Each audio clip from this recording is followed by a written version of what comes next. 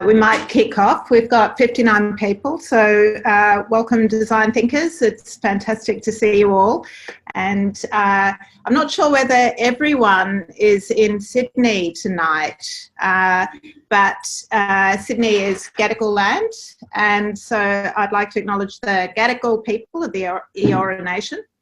They are the traditional custodians of the land, and so we'd like to pay our respects to them tonight and to their elders, both past and present. So we've got a few proceedings before we launch into our main speaker tonight, Poppy, who Ben will introduce in a second. But first, I think we can all agree we find ourselves in pretty unusual times at the moment. And so Zoe is just going to give some of her reflections on what we've all been experiencing over the last few months, and most recently with the Black Lives Matter movement. Yeah, and I think it's fair to say that I speak like on behalf of the design thinking group, so those guys can correct me if they do object to something I say. But it is a crazy world that we're living in at the moment. I don't think anyone would have remotely predicted anything which has gone on for 2020, and the fact that we're all, like doing this session remotely, design thinking remotely, is new for us. And for most of us, working remotely, being isolated, like that's a really big challenge. And there's different, tensions that bring on to our well-being and our mental health and the way it is that we're performing. Not mentioning the fact that there's a lot of people who, are struggling, like they've lost their jobs, or they're searching for different opportunities or different pathways or openings. It's also super interesting, like around the world, with like finally seeing and these protests happening for Black Lives Matter. And as a community, like this is a great opportunity to listen and to stop and to really listen, because I think, if you're in a privileged position, it's really easy to forget or ignore or dismiss, the struggles that people are having, because they're people who happen to have, more melatonin like running through their system, and they're Black. Like that shouldn't be a punishment in itself. And it's for us to now really listen and see, one, that there is change. It does seem to be happening. It does seem to, it does appear like there's, some momentum now, but enable that and encourage that and listen to what the people around us are saying, what those different communities are saying, and really respect that and see what we can do to help and support and enable. But it's encouraging, and it's encouraging at this time to see support globally. Yeah, there's been amazing display of solidarity around the world. It's quite incredible. Yes. Just a reminder for everyone, perhaps some of you might be new to Zoom. You can post your questions or comment or have discussions in the chat. And we'll be keeping an eye on the chat. So you can find the chat down in the bottom of the menu bar. And there's already a bit of discussion there. I'm glad some of you have wine and cheese tonight. Cheese is always good. Just also one thing you'll notice too, there's a link to a mural board, live mural board, so you can jump as an anonymous person, and there's a question section there as well. So people can write sticky notes, and if we do some breakout stuff, you can always try and find some space there as well, and maybe write some sticky notes as well to collaborate if you need to. So has everyone found the chat? I'm sure everyone's Zoom veteran. Yeah, so just very quickly too, so they're also in the mural board, we'll start putting the links. So every breakout will have its own Zoom link, so you can choose which breakout you want to go to. So we'll have 3 breakouts today. So there'll be me running Building Resilience. Sam Ezra is going to be doing a session on behavioural economics. And Ben's going to run a general networking event. So we'll put the links to the Zoom calls when we get closer to that event. And you'll be able to jump onto those calls, so you can decide to drop in and drop out as much as you want. It's a bit better than the Zoom forced locations from a breakout perspective. Okay, and So I'm coming over to the main stage. Where am I? Yo! So, quick intro to Poppy, who's our speaker tonight. Unfortunately, Shelley couldn't make it at the last minute, but we're still lucky to have Poppy, and it means everyone will be able to do the exercise that she was going to do in a breakout room, which is pretty awesome. So Poppy Rouse is a strategic design principal at Dynamic 4, which means I have the good fortune of working with her all the time, which is great fun.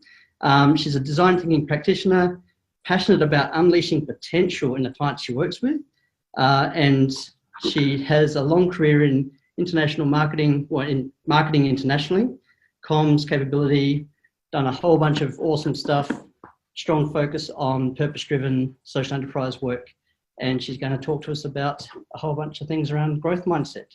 So over to Poppy. Thanks, Ben. Can everyone hear me okay?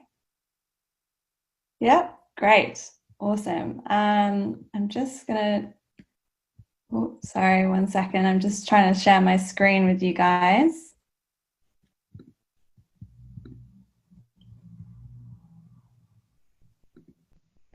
And can everyone see that? Yeah, great, okay. So as Ben mentioned, I want to talk to you guys a little bit about a sort of side passion of mine, has been for the last few years, and that's around growth mindset.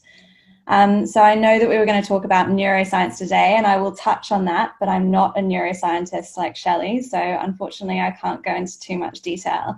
But hopefully what that means is that I'm going to do my best to translate to you what I've learned in all my nerding out over the last few years with growth mindset. So a little bit about me and how I got into this, this rabbit hole of understanding mindset. So I used to work in the innovation lab at Commonwealth Bank, and one of our remits during that time was to build innovation capability across the whole bank. And the bank decided that design thinking was going to be one of the key tools or processes that we used to drive innovation, or that they used to drive innovation.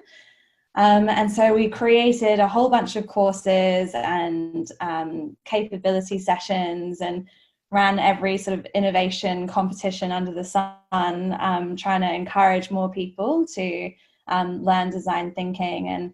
And we, after about 6 months or so, we started to come up against this frustration, because we would teach all of these people these awesome tools, and then none of them would be using them. And we couldn't figure it out. You know, we were all super excited about it. We thought, you know, this is going to be the future of the bank and the way it works, and everyone can apply it in every role. It doesn't matter what they're doing. You know, everyone's a problem solver, right? So we'll be able to use this. It's going to be, you know, a key competitive advantage. And we just couldn't figure out why people weren't applying what we'd taught them. And as we kind of dug into it, we really started to realize, you know, learning is uncomfortable. Change is uncomfortable. I'm sure everyone's who's worked in design thinking knows these sort of images, because they resonate so much. Also, failure is uncomfortable. And if you think about the design thinking process, so much of it is around learning, it's around change, it's around failure. And so, you know, we wanted to dive in deeper and understand what was going on for people and why it was struggling. And one of my colleagues came across this book by Professor Carol Dweck. So hopefully I can see a few people nodding. Carol Dweck's an incredible woman. She's done a huge amount of research into the psychology around, on her book it says success, but it's really around learning, and why some people are really open to trying new things and getting excited about them, and putting in the effort, while some people aren't. And for her, it came down to this theory of mindset, which is essentially your belief or attitudes which drive the way that you think, feel, and act. And mindset theory is based off the science of neuroplasticity. Until recently, and I'll show you a quick video that explains it better than I can, but until recently, scientists believed that you were sort of born with a certain brain and it didn't really change over time. And so that really filtered into the way that we learned at school. You know, a lot of people were either really naturally talented at something or you weren't. And so you were encouraged to focus on the things that you were naturally talented at. And I don't know about you guys, but that was certainly the experience that I had when I was at school. And so when I discovered and started reading more about neuroplasticity, it kind of blew my mind, because it was this realization that actually, if you can push through that discomfort and push through with that hard work, anything is really possible. So I'm just going to show you this video and hopefully it works.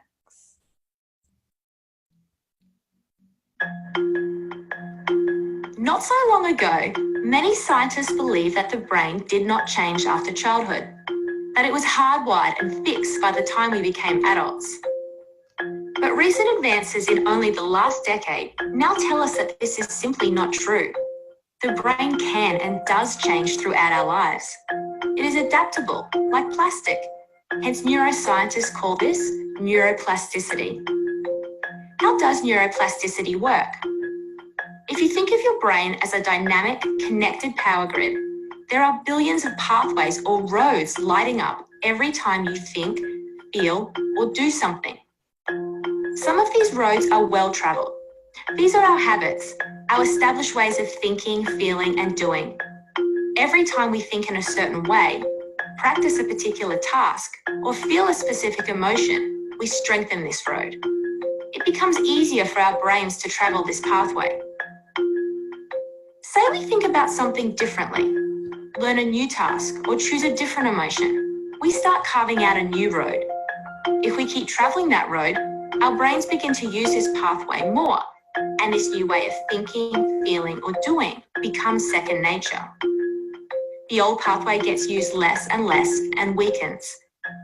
This process of rewiring your brain by forming new connections and weakening old ones is neuroplasticity in action. The good news is that we all have the ability to learn and change by rewiring our brains.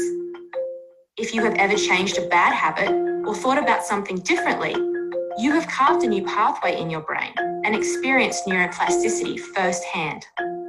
With repeated and directed attention towards your desired change, you can rewire your brain.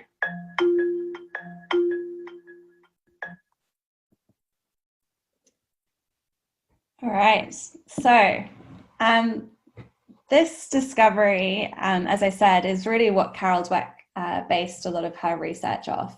And I apologize if this image isn't very clear, but essentially what she uncovered when she was researching the reason why people are more likely to learn and embrace learning as opposed to giving up easily is the difference between a growth mindset and a fixed mindset. So if you have a fixed mindset, you might see failure as just the limit of your abilities. You might give up on things easily and get frustrated. You might not like to be challenged on things. You might stick to what you know. You might take on feedback really badly and get quite defensive. Whereas with a growth mindset, you see failure as an opportunity to grow, and you look at the challenges as opportunities to grow as well. And you're probably more likely to try new things. You see feedback as constructive, and you kind of see effort as that's what you need to do if you're going to try something new. It's going to be hard. And if you think about the entrepreneurial roller coaster that you go on whenever you're trying something new, or setting up a new business, or designing a new product or service, actually, growth mindset is essential for all of us as design thinkers. And it was this realization that really helped us to uncover why it was that so many people in our organization weren't picking up the tools that we were trying to teach them. And so we went and did some more research and tried to understand, what can we do about this? and how can we encourage more people to access their growth mindset and move away from fixed mindset and fixed behaviors that you so often see in large organizations. And what it came down to when we spoke to, we actually worked with Susan Mackey, Dr. Susan Mackey, who's the sort of right-hand woman of Carol Dweck here in Australia. And she helped us understand that really a lot of it is about awareness and having the understanding that you either have a fixed mindset or a growth mindset about certain things, and then being able to shift from that. And neuroscientists call this this process of neuroplasticity in action, as you would say. They call it metacognition, which is really the awareness of what thoughts and actions are going on for you at any certain time. So really, as I said, it's the trick is to acknowledge when you're getting set off.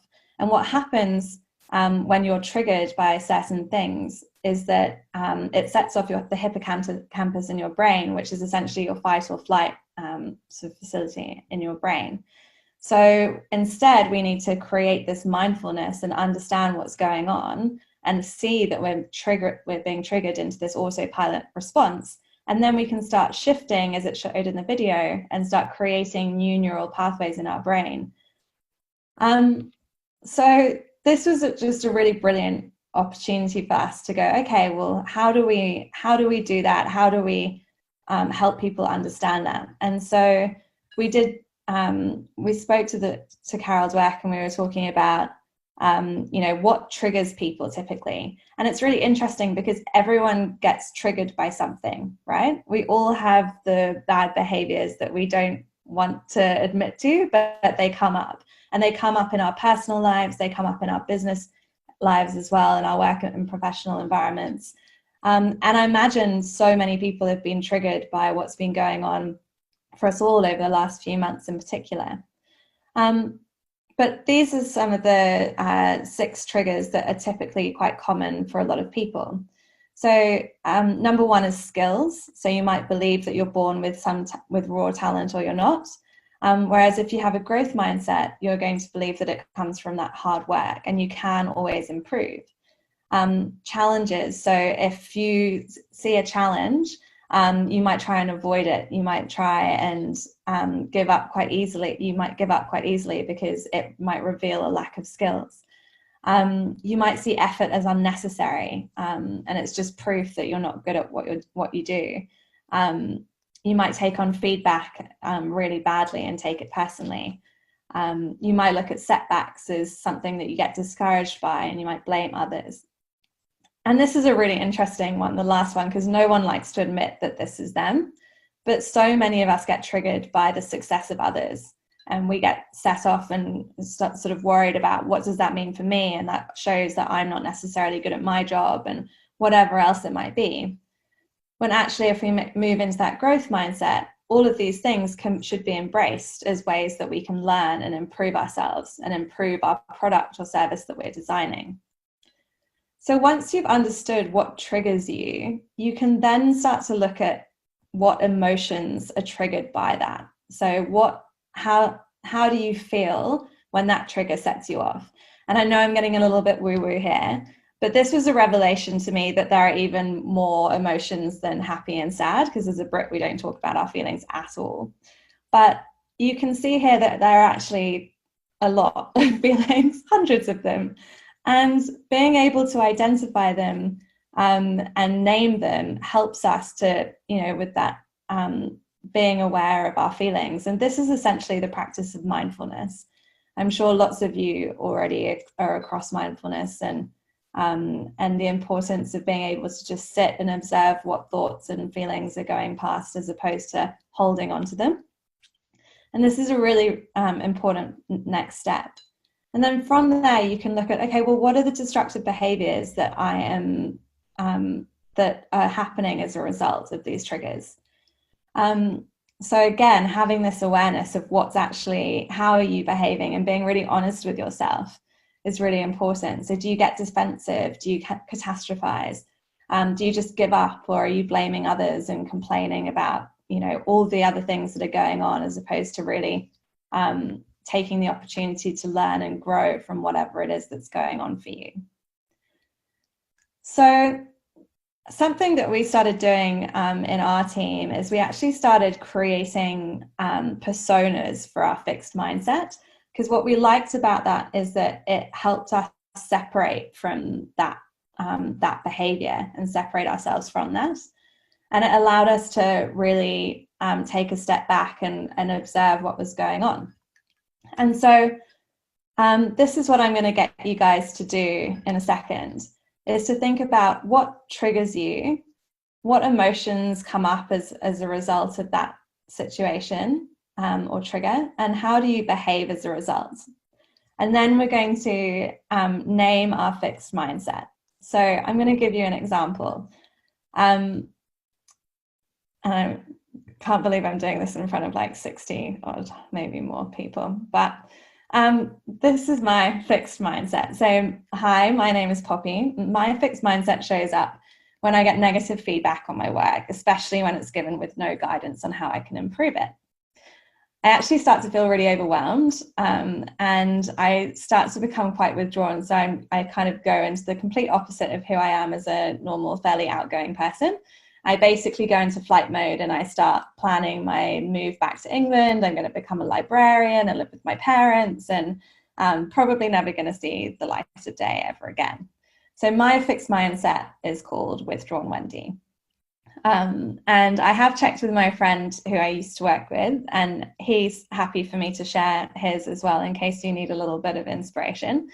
But he was... his fixed mindset was catastrophic Colin.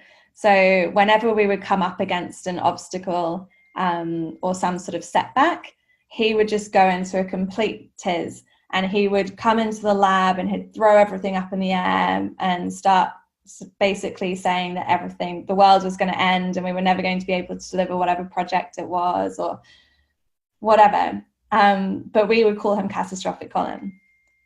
And what's really useful about doing this, like I said, it helps you separate from itself. But if you can then share that with your teammates or perhaps even your families at home, you start to help people become aware of what's coming up for you and how you're feeling. But you can also then have a team with you that will help you to start to shift that behavior.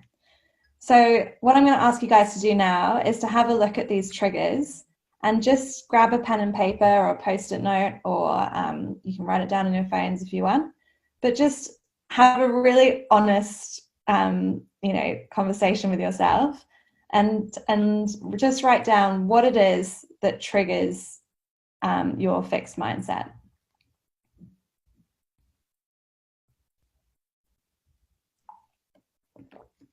Sorry, we have no elevator music to play.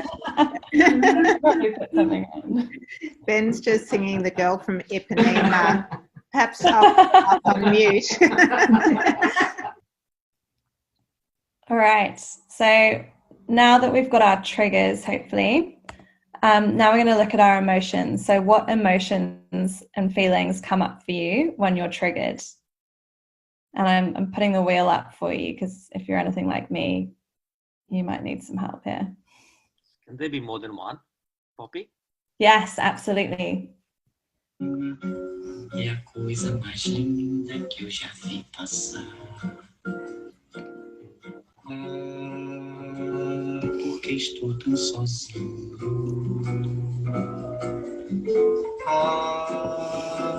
Porque.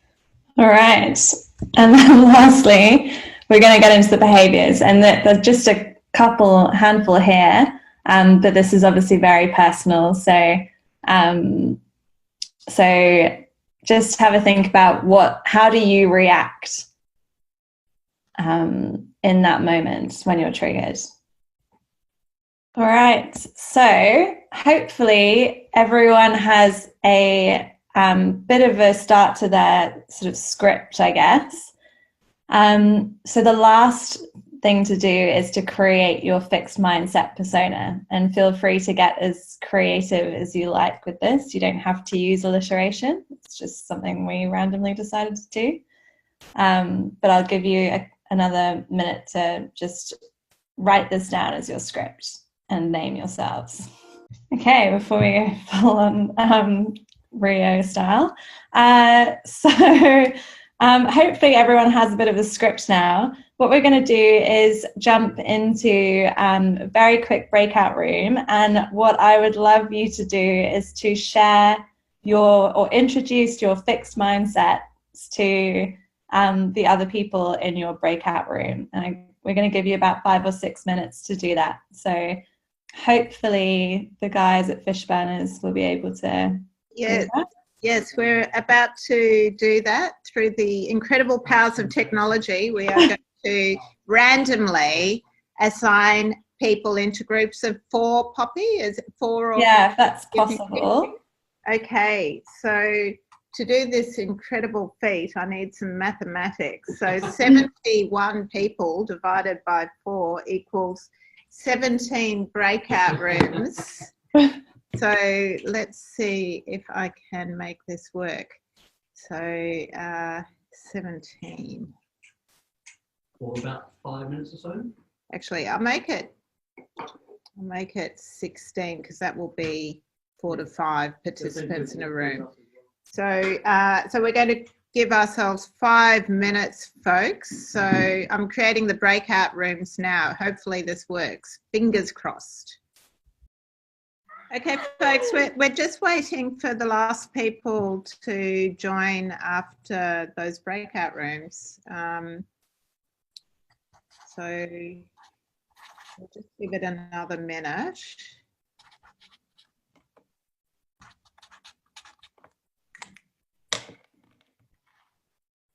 Did the technology work? It worked for me. We actually had some new joiners after I did the breakout room, so apologies for the people who found themselves in an abyss with no breakout. I'm terribly sorry, but for those who were in breakout rooms, I hope that was productive, and I'll pass over to Polly. Thank you. So hopefully you guys all got super vulnerable and it wasn't too awkward sharing your fixed mindset with total strangers. I had a lovely chat with Eva. So thank you, Eva. And I guess, the next step is to once you've understood what your fixed mindset is and what the triggers are and how you're behaving, it's then to practice the awareness around when that comes up for you. So it's amazing how as soon as you start that metacognition of actually being aware of what's coming up for you at any given time, it starts to become something that you notice more and more. And so you can start practicing being aware of that, but then also shifting into trying to shift into more of a growth mindset. So Dweck, when she talks about this in her book, she talks about having like a coach almost that if she's having an argument perhaps with her husband or, something's coming up for her, she can bring in her growth mindset coach. So you might give them a name as well. But then the thing to do is to kind of think about, okay, well, instead, when I'm getting these thoughts and emotions and actions coming up for me, how can I shift into a growth mindset? What would my growth mindset persona say to my fixed mindset? So instead of saying something like, I'm not good at this, you might say, what am I missing? Or, that thought of, I'll never be that smart. Actually, I can learn how to do this. Or that feedback was really bad. I should just give up. Actually, what can I learn from that and take forward, not just for this project, but for future project or experience, but for future projects or experience as well. So here are some ideas around, what a growth mindset might look like. And what you can do now is create your own little mindset mentor. So for example, whenever I get negative feedback now and I'm feeling overwhelmed, I acknowledge that that's my fixed mindset showing up. And instead of kind of withdrawing from the world and planning my escape back to the UK, I try to practice looking at it differently and kind of going, okay, well, what can I learn from this? And really taking it on as a learning opportunity and an opportunity for growth. So I might get you guys to quickly have a think about that just for another minute and just think about looking at these things. What are the things that you could ask yourself next time your fixed mindset comes up? And write that down. All right, hopefully everyone's had a chance to take some of those ideas. And you can think about creating your growth mindset mentor, whatever you want to give them a name, Fair Game Frank, or I don't know, my brain's not even working anymore. But have a think about what your growth mindset mentor might be called, and you can call on them next time you see your fixed mindset come up. Now, I just want to end with a reminder that this stuff takes practice. You know, you might want to share it with the people closest to you that you feel safe with, so that they can help you identify when you're behaving in those patterns, when you're in autopilot or fight or flight mode, and help you to remind you to kind of shift into that growth mindset. And like I said, we did this with our teams at CBA as a way of building relationships and a really great team culture, but also helping each other out and creating that safe space to call yourselves out when you're perhaps behaving not as you'd wish to. You could create a safe word if you don't want to call each other's fixed mindset personas out. But it does take practice. If you think about that brain in the video at the beginning, creating those new neural pathways, the more you practice this, the more you think about what you're thinking and how you're acting and start to shift that behavior, it will become easier over time. And, you know, I think as a result, we can all become better design thinkers. We can become better humans, really, to ourselves and to others by taking that opportunity for growth whenever we can. So just to wrap up, if you want to learn more, there is a great TED Talk by Carol Dweck on the power of believing that you can improve or you can learn. And she has a book as well, Mindset, which really dives into it a bit more. It can be a little bit dry at times, but it's well worth the read. There are a couple of other great books like Grit, and Eva and I were just talking about Thinking Fast and Slow. But tons of podcasts, so much research out there. So if this speaks to you and you want to learn more about it, I highly recommend, especially now you're all in your growth mindset, so you're probably ready to learn as much as you can. I do encourage you guys to check that out and keep talking about it with your friends and family as well. So thank you all so much for listening to me, and I'm going to hand back over to Kate and Ben to run the rest of the session. Thank you, Poppy. We need to clap. That was a really fun session. I feel that we got to know people on the call a little bit better. So thank you so much for providing a safe space to do that. And Lucas now has the next activity. So yeah, so we're going to open up to a Q&A. So I don't know if anyone has any questions for Poppy. I mean, we can open up a free-for-all. There's not many questions on the mural board, but I don't know if anyone wants to put their hand up and ask any questions. Would you like to just explain the mural board in case people? Yeah, okay, that's a good point. So I might maybe I'll reshare the link so people can jump on the board again. Have people used Mural before? That's a good point. I've been using it a lot, and I found it an amazing collaboration tool. It's kind of like virtual Post-it notes. it's pretty easy to use. And Sam's left an awesome blurb for her breakout session too. I can't actually, my mural board is updating changes, so I can't actually get the link at the moment, unfortunately. Actually, Ben, do you mind going through the chat and finding the link I sent at the beginning? Just repost that. Okay, I got it. You got it? Yep. Yeah, I got Just it. repost that, just so people can jump on the board. There's about 20 or 30 people on the board at the moment. You just double click to place a post-it note. Zoe's reposted. So Zoe's sent the link in the chat. And we can see some people are using it. Yeah, so what I might suggest is if you've got a question, just put your name and just the rough area of the question, and we'll open up to you, and then you can just go on unmute and you can actually ask your question. We just don't want to open up and have a million people talking at once. If for any reason you can't access the mural board, then there's also just our chat in Zoom. Yeah, so Arby, I think Arby has a question for Poppy. So Arby, maybe do you want to ask your question?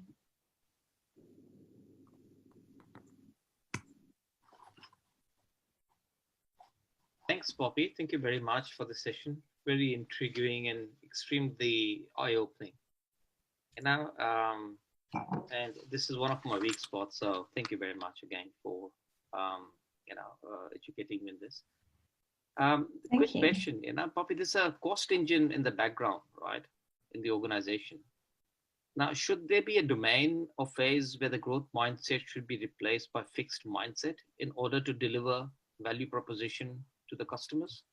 And on my breakout session, I did have a discussion with Mike on this, but it was very short notice and short timing over there, so we couldn't discuss it further. But because if we always have a growth mindset, we won't be able to deliver anything. We'll always be innovating and we'll always be moving a different tangent, etc. So shouldn't we replace sometime, a phase whereby we replace our mindset to a fixed mindset? That's an interesting one. It's a great way of thinking about it, and a great question. I think growth mindset doesn't necessarily mean that we're always innovating. It means more that we're learning as we go, and if we're coming up against setbacks or difficulties, we're taking those on as learning opportunities, and we're growing as a result. But that doesn't mean that we're just being creative, or we're just coming up with ideas or trying new things all the time, because I totally agree, we'd never get anything done. It's more that as we're delivering on whatever it is that we're delivering, we're taking the time to learn and reflect as a result.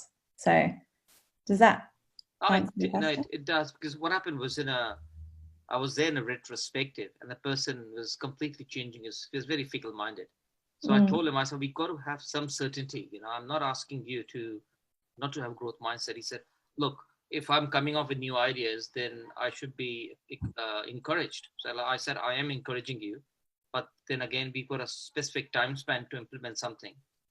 Right. I see what you mean. Yeah. I think, I think that becomes a leadership question of how you manage how you manage those people effectively, because obviously when you're creating a culture of innovation, you do want to make sure that people feel heard and that their ideas are being taken on board, but at the same time you want to make sure that you're delivering on whatever your project is, and also aligning to your purpose, because I think a lot of people can kind of get lost in that, and I think that's where setting setting boundaries, setting principles, setting key goals and a core purpose that you're working towards at the beginning, and then reminding people through that. And actually it's a shame that Shelley wasn't able to join today, because she did a great session earlier on a lot of how you communicate around those biases and behaviors. So use the biases and constraints to your advantage. And, no, thank you very much. Thanks. Thank you. Question. Just sorry. Okay, sorry, I've got another question here. I don't have a name, so I'll just read the question out. So, Poppy, how did you go about introducing and fostering the growth mindset within a large enterprise, i.e., sustained culture at scale? Ron, thanks, Ron. Oh, that's a journey that I don't think necessarily ends. I think it's really important to start with your leaders, and having leaders who are open to change, open to being courageous, open to being bold and trying something new, and setting that mindset as almost as a theme for the organization. So at CBA, we actually spent a lot of time, we kind of ran some experiments to see, to show that it actually made a difference to the work that we were doing. And then we took that to the leadership team and we worked with them to then be able to roll it out across the broader areas of the organization. So it's a long process, and I think especially in any large organization, if you're trying to drive change, it's going to take time, and you need to look at the leadership, the culture, the processes and operating model that you're setting up. It's not something that necessarily is going to happen overnight. It can take years. But I think like that the proof is in the pudding when you actually see people go on that journey. And I think growth mindset's something that you could introduce when you're teaching anything new, because learning, as I said, change is uncomfortable. So, it's something that we can all learn from. And what's really cool is they're teaching this in schools now to kids, and it's completely changing the way that those kids are kind of learning and growing as well. So it'll be interesting to see when this new generation comes through, how cultures change as a result. So we've got a question in the chat forum from Sam. Sam, did you want to ask your question? Sure. Poppy, I was just going to ask you about, ways you might have come up with, or any advice you have around encouraging people to see that fixed mindset in themselves. Obviously, when we find people that are very fixed, they're not necessarily in a space where they're very open to being super self-aware. So any thoughts you've had? I mean, that's a really hard one, right? Because you can't change anyone, you can only change yourself. And so I think then it becomes a matter of how you take the time to empathize and understand where that person's coming from and what might perhaps be coming up for them. And I think also, part of the way that I do that, have done that in the past, is also by creating a safe space for them to go on that journey, which often involves me having to be vulnerable and kind of lay my cards out on the table as well and be really open and honest about that. So I think, probably don't have the best answer for you, but I think, like I said, the main thing you can do is change you and change yourself in the way that you react in those situations and how you can seek to understand, and then create the safe space for them to go on that journey as well. It's not necessarily going to happen with everyone, unfortunately. Love it. Thank you. I think the key thing you called out there, Poppy, was that you can only control yourself. That's, I always love the term responsibility. You have the ability to respond. That's so right. Yeah, I love that too. Okay, so I think James has got a question. Maybe James, you want to ask your question?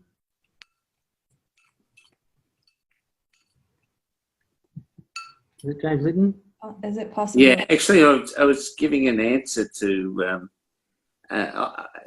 Often people don't realise we learn by building a wall of learning or knowledge or whatever, that we have existing ideas, and a lot of our existing ideas are fine, but we need to build on the existing ideas. So when talking to someone with a fixed attitude, if you can say that you're trying to add to their knowledge.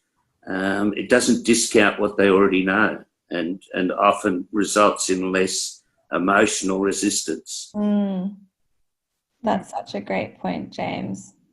And I think we can all, like, we're just as bad if we don't seek to understand the difference of perspective. You know, if we're just trying to go in and say, you know, you have to have a growth mindset, that's not the way this works at all. And that would be just as bad, I think. So seeking to understand different perspectives and learn from each other and grow. And it might be that, you know, the reason why we're trying to encourage a growth mindset might actually have some selfish sort of we might have the wrong attitude.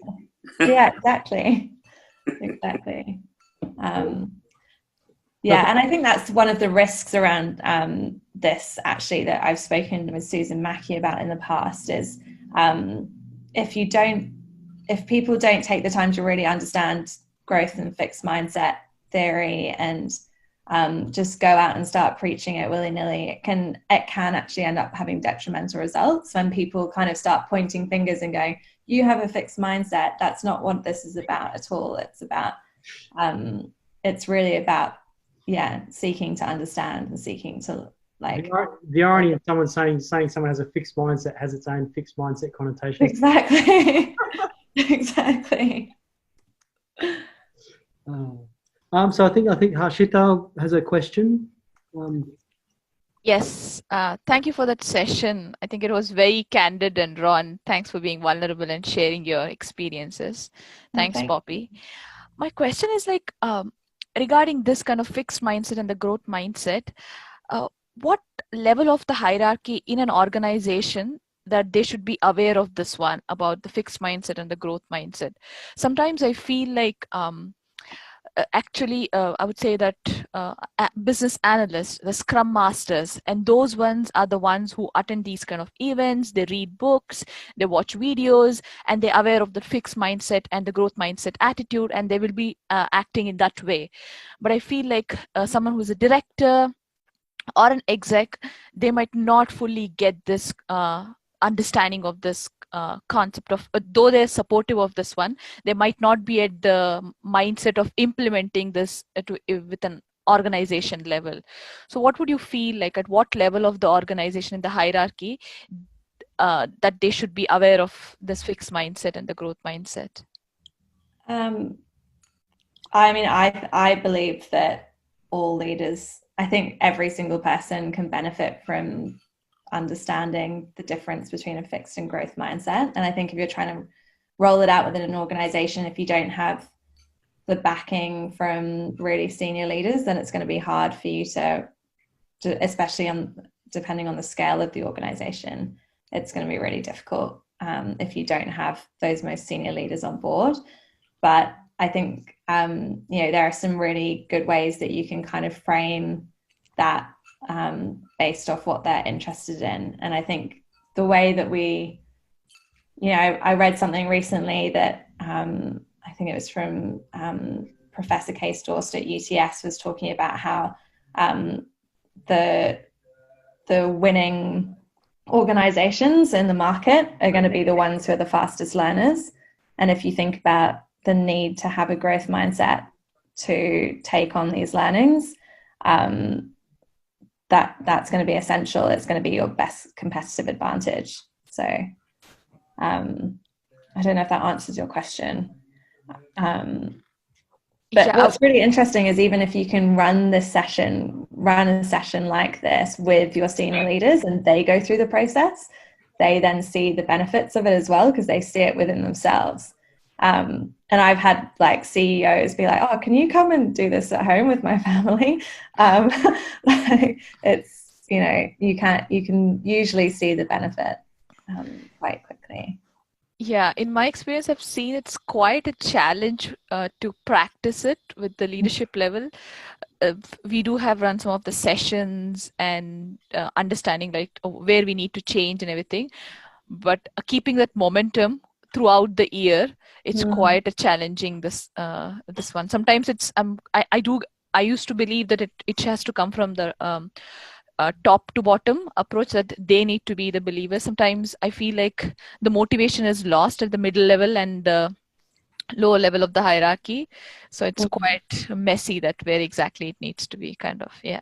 Yeah, just for context, like when at CBA we had like 24 different innovation culture programs running at any one time, just because you're not going to win everyone over with one single program of work. You have to meet people on their journey, and that could be anywhere. So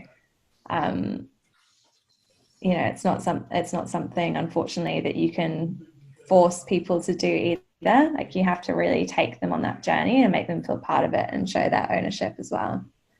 Does anyone else? I feel like there are loads of amazing people on this call. Like, I'm sure there are people here who have much better insights than I do. Well, I think Catherine Wiggett's got a question for you, Poppy. Hello, yes I do. Sorry, thank you. Yeah, it's probably it's a question we get a lot as well. When it's information I'm trying to gather, obviously, with everything that's happened has changed a lot of things, or there's that fear that it's changed a lot of things as well. So what I wanted to ask is, as we've had to now move to doing a lot of things remotely, virtual, and digitized our workflow, which I think is a lot of positives, but there's also, I suppose, when you're trying to create these intangible things or drive this change with people, what adaptation or what sort of changes have you made with your process to try and shift these mindsets in a digital or virtual environment? And then also, have there been, because my assumption is that it's more challenging, but have there been some things that have actually, because it's now, if you're running a virtual workshop or you're doing it remotely, it's actually helped at all? Sorry, do you mean when we're running workshops on growth mindset? Yeah, so I think so. So when you're going through the process that we've done, done it, I suppose just where it's maybe what you've had to change and still get the results, or to try to, or maybe where if it has helped at all in certain situations. Yeah, it's such a good question, and this is the same for all of our workshops, right? It's like suddenly we've had to move everything online, and it's how do you maintain that connection with people, especially in like longer sessions like this where we're really trying to drive behavioral change. And I found things like doing the breakout rooms really helpful in a way, because it like forces people to have conversations and to still stay engaged throughout, as opposed to just kind of putting something on and then having it listening in the background. Although I'm sure people are doing that as well. But at the same time, it makes it really difficult, because if you've got a really large group on a call, it makes it hard to have these types of conversations. I think there are also some great benefits to this way of working, though. Like, it makes it so much more inclusive in our developed world. I do a lot of work with charities in Africa, and that's a completely different story, because they don't even have access to the internet half the time. But in our world, it's incredible the opportunity that it creates, because it means that people can work from anywhere. They can live their lives much more flexibly, all of those things. And I think sometimes having these digital workshops also creates space for people who might speak less. If you've got a smaller workshop, it creates the space for them to ask questions in the chat if they're a bit more shy, or actually have a conversation like this. So I think there are pros and cons, right? But I think we're all still learning as well. We haven't had to do this before. I don't think I would have been asked to run a workshop like this before online. No. Well, I can relate. So I recruit for the design industry, and I've placed people in jobs in the last 3 months and nobody has met each other. Yeah. And that blows my mind. In 20 years of recruitment, and I've done a lot of design freelance, and in the busier times of the year, the only people I have left available can do it remotely, and they're very good. And everyone will be like, oh, no, yeah, can't work remotely. Yeah. And it's amazing. And I think some of those people got those jobs because there's a really, I mean, I'm sat here with my dog, right? There is a human element that's actually brought to this weird virtual situation. And I've had some people that I think have found it more relaxed. I work with deaf and hard of hearing, and the interview has been with live captioning, and they've done, they've been more confident. And so there's some really interesting stuff, and I can relate. I'm the same. It's like, well, this is new, we'll try this. And then you go, oh, that worked. Yeah. Or it didn't. Yeah, or it didn't. Well, never mind, we're okay. We learn from that. Exactly. We don't mind failing. We've got a growth mindset, yeah. Yeah. But isn't it also amazing that it's happened now in a time when we have this amazing technology, like Zoom has just made it so much easier. Because I have a number of clients I'm working with, I've never met them before. And some that I now feel are like my best friends because I speak to them on Zoom all the time. I agree. And it's interesting because a few years ago I had this conversation with, I think her name's Dr. Fiona Kerr. She's a neuroscientist, and she talks about leadership and the importance of retina lock when you're meeting people. That creates these new neural pathways that then sort of allows you to build those relationships. And she was sort of saying how you can't replace that over the phone. But I actually feel like it hasn't. I feel like Zoom and FaceTime have really allowed for that still. The other thing as well, and this will be something, I'll shut up in a minute, sorry, it will probably be a future subject, but as Ben, the guys know, and I've had a few Pinot Noirs now as well, so, but I've had a big issue with the lack of focus on employee experience balanced with customer experience in organizations, and onboarding and the treatment of talent. And what's been very interesting over the last 3 months is for most people we've been working with and what we've seen at Talent where I work, there's been a huge effort and interest and effort on actually looking after people as they come into the process. I do work with the RBA. I've had people working on contract with that. They literally sent a computer, set everything up, all prior to starting. Like, I know we shouldn't be blown away by that, but it was, people that do freelance, they know how many times you've walked in somewhere and nothing's where it should be. And just the amazing the level of care. And I think we've seen some real emphasis of people actually putting their people first. And that's a beautiful thing. And that's something that we haven't always seen, which has happened because of this. And I'm hoping that more people will realise that the importance of how they look after people when they're looking and applying for jobs, and then through that process, just mindful of it, with people sat at home out of work and applying for things, not hearing anything. And I think people are calling people out about it on LinkedIn, which is brilliant. So that's a good thing, I think. Totally. Yeah, absolutely. And I think that's it, right? It's like, it's the organizations that are looking after their people, they're looking after their customers. Like, this has been such a big opportunity for brands to really step up.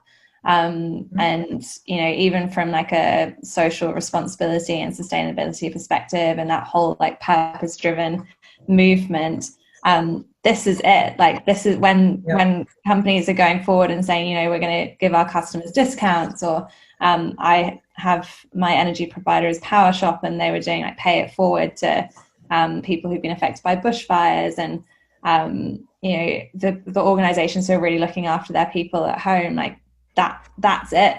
They're the ones that are going to win in the market now. So it's simple, right? It's just simple to get back to someone. And I know in my industry, we built it, unfortunately, on the back of people doing it badly. But it's a simple thing just to acknowledge someone, or take a phone call, or email them back. And I think more people are aware of that now, which is good. So I'll let someone else chime in. Well, I can't see any further questions. Are there any last questions? I think we might try and start the breakouts about 7:30. So any last questions before we sign off from the main talk event? Well, I suppose why don't we give ourselves a break? Maybe everybody jump back on. We'll have on the mural board links to the breakout sessions. We'll also keep this chat open for now, so we'll also post links to the breakout rooms in this forum. You want Sam to do this is what you're going to chat about? Yeah, for sure. So look, I'll maybe Sam, maybe let's talk. Maybe you go first and talk about what you're going to talk about in your breakout room. Throw me under the bus, thanks. Well, I figured I'll give someone else some airtime rather than. No problem at all. So, Poppy, that was so awesome. Thank you so much. We really enjoyed that conversation. Well done. And you can hear me clapping, actually. So very quickly in my breakout session, I thought we could explore a bit of behavioural economics. I am actually midway through my graduate certificate at UTS, so I don't call myself an expert, but there are some really interesting concepts, I think, to explore when we're talking around mindset, both about awareness of our own mindset, but also in terms of as a designer, how awareness of some of these concepts sort of gives us something kind of powerful. And so I think it'd be quite fun to explore that tension between, you know, where we use that and where it's appropriate for us to use that understanding of people's behaviours and those heuristics or shortcuts in their behaviour when we're designing something. So that's what I would love to chat about. Yeah, cool. Thanks, Sam. So come join me. Join me. It's a competition. No, it's not. Look, I'm going to be probably talking about some similar themes to Poppy's and building on from a growth mindset, but focusing a lot on resilience and really looking at that gap between stimulus and response and looking at that as an opportunity where we can look at growth from a coaching perspective and a mentoring perspective. I'll be sharing a lot of my own personal experiences through life, but also sharing some well-known stories and talking about how you can see these things happening in real life, so you can then hopefully apply them to yourselves. And there'll be some time for people to reflect on their own experiences. And I need to thank Poppy for her talk as well. I thought it was great. I actually had a persona already, but I never had a name for it. I actually named the persona. Amazing. What did you name it? Disconnecting Dave. You've got anonymous. Yes. So if you want to find out if you want to get introduced to Disconnecting Dave, you'll have to hear more about it in my breakout room. Yeah. So and I think, are we going to reconnect at the end of the breakout sessions and come back here and do a bit of a share? Just 2 breakout rooms. So yeah, there'll be 2 breakout Zoom links, one for Sam, one for Lucas. So you can leave here, jump on another Zoom link, and also jump back onto this link if you want to rejoin. Keep this link open. We're going to leave this 2 groups. Yeah, so we'll leave this link open, and this will be the just hanging out. I don't know how to join another link, chatting, networking, talking shite room. So, and we'll probably stop recording, so you can speak freely, and we will then let the other hosts of Sam and Lucas know to come back to this room, and you might want to share some key insights or thoughts from the conversation you've been having. So right now, we should share some links. Yeah. And you can either stay here or go and talk about resilience or talk about behavioural economics. And it's going to be way more interesting in behavioural economics and resilience than hanging out here. Just so you're aware too, if you're going to jump on my breakout room, there's 2 links there. One's a mural board, and the second is a Zoom link. Stop being so organised and making yours look so good, all right? I don't have a mural board. I'm just going to chat. I was trying to do something interactive. I normally do, and I might even try the breakouts on the fly. Normally, I'd run this session in the room where you break people out and they have conversations. So we'll see how we go. It's going to be an experiment. Everything's an experiment. We're practicing our growth mindset, just to learn and iterate and go with the flow. Yeah, and my link's coming. It's just I'm more technically challenged than some. So hold up, it's 2 seconds. It's coming. And me looking organised is just a ruse because I was putting all the content together literally during this session. 5:30, Lucas. And you will still be able to get back to this link. So if you jump into one of the other rooms and you decide you want to jump into the other one or come back here, you'll be able to move around freely, which is the advantage of doing it this way. rather than chucking them into breakout rooms.